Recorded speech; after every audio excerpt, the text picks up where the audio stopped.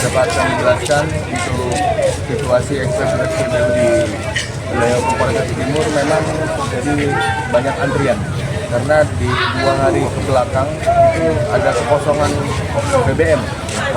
Hari ini baru mulai masuk kembali ya, BBM ke SPBU yang ada di Aceh Timur melalui lewat langsung ke sini. Ya, jadi pada saat terjadi itu otomatis masyarakat kembali mengantri untuk membeli BBM tersebut. Ya. Saat ini kita lihat sendiri kondisi jalan macet.